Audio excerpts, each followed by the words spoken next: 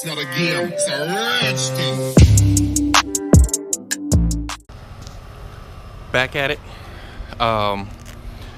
So let me tell you guys what happened on the element. I did do some stuff I didn't film. I think because it probably would have just been boring as hell. So all I did was after I left you guys on the last video, I started putting fluids in the car. I put oil, and then I started putting water. And this is where it got bad. So when I was putting, something told me, don't put that in the freezer, just put water and then flush it out later. So I started putting water in, and you know how fast water goes into the radiator. That's how fast it was coming out the bottom. So what happened, and I already checked into it, the thermostat housing, it has a secondary, I want to say secondary, like a rubber O-ring. And what happened is, when I put the O-ring in, I wasn't paying attention when I was sliding it back on, and it folded in half, sliced it in half, and that's what happened. So what I'm gonna do this morning is just go get another O-ring. We're gonna head up to AutoZone to pick that up. And I did do some body work. I want to show you guys here. Right here, I did do that. Still got a little spot there to do. And then I think I want to fix all the damage here. If you can see all the marks, I kind of want to fix those, because if I paint that fender, the door's not going to match. And if I paint that door, this door not going to match. And if I paint all this, then this part right here probably won't match, because the paint's going to be a lot newer. So I think I'm just going to do the whole side of the car, I believe. I want to, but time is essence. So let's head out to AutoZone and pick that up.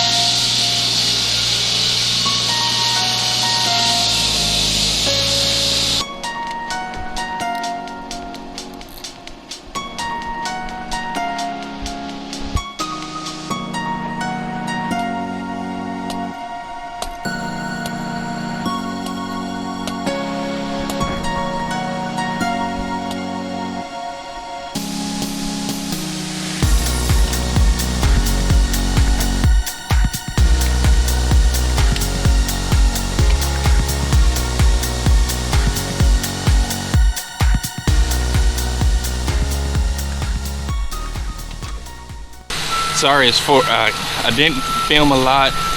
It's a lot of construction going on back here, and it's very, very, very loud. But I want to tell you guys what I did so far. I did start the engine and put antifreeze in, and I ran into a problem because I kind of wanted to see what was going on with the radiator. I should have had it pressure tested first, but I was like, let me just go ahead and go with it and see what happens. So I found the problem, and this is only a temporary fix. It's cracked. It's like I saw these stress cracks in here.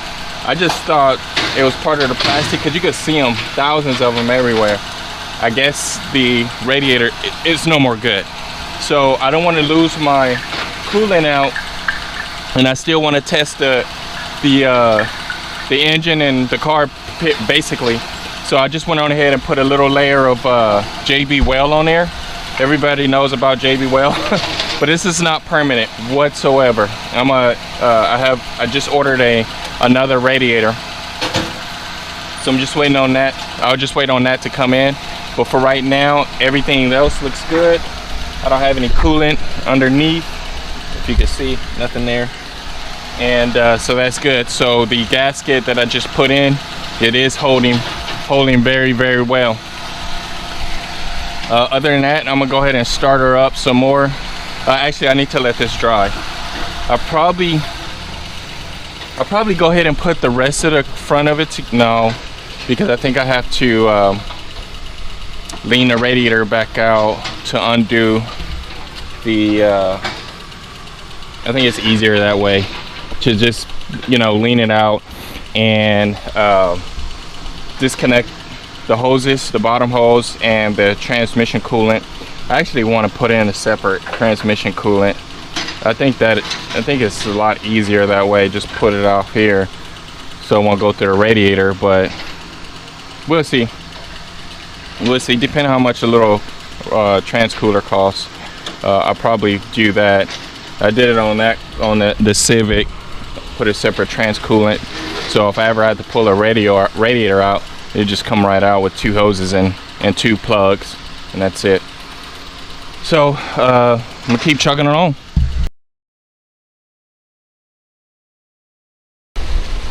Back with the Element, I went and got another radiator, and also I picked up another engine while getting the radiator.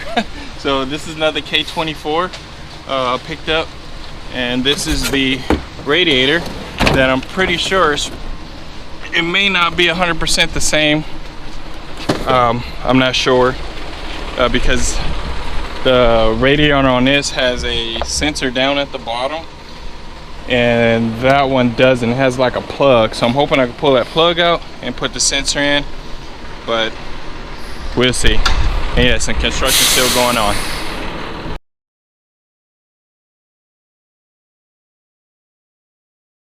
Alright, so I got the new radiator in, and I'm just now starting to put some fluid back into it.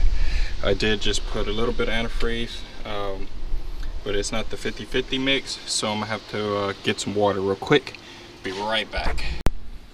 Alright, I'm gonna go ahead and start it up.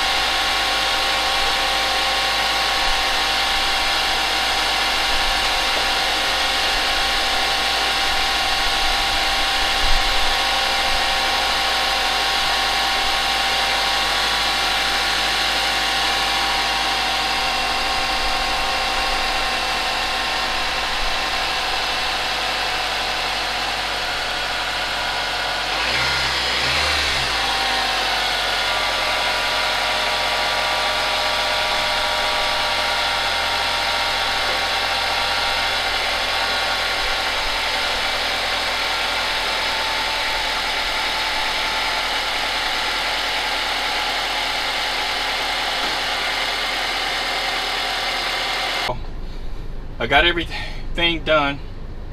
Man, it's hot outside. Let me just go and get that out. Woo! My feet burning, everything. So, got everything bled. The temperature staying normal. For some reason, the fans didn't kick on yet, so I turned the air conditioner on, and now I definitely heard them kick on then. So I'm gonna take it for a little spin around the block and see what happens. Hold on, because I don't have nobody holding you guys. You're just standing up in a tripod, so I probably can hold it while I'm driving. Alrighty, she in gear. Let me put my hand on you guys so we won't fall off.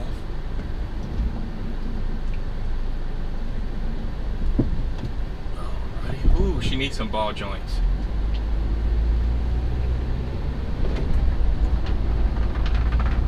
Alrighty, screws rolling around in the back.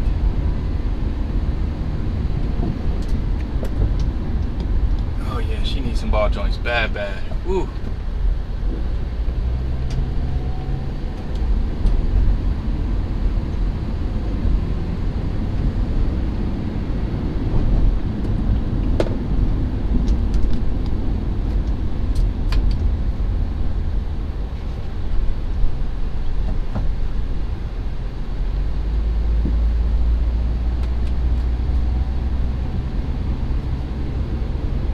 Okay, I got a check engine light just came on, and oh, that's what I forgot to do.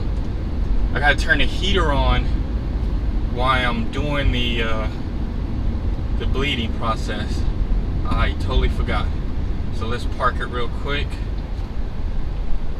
And the air conditioner is not working right now because all I feel is hot air.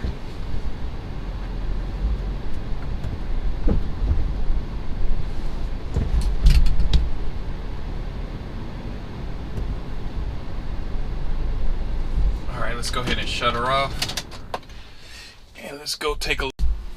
So that's gonna wrap it up for today. So after we went around the block, I came back and remember I said that I forgot to turn the heater on to bleed the rest of the air out. So I did do that real quick. I am getting a check engine, and it's a P0325, which is the knock sensor. I'm not sure if it's good or not.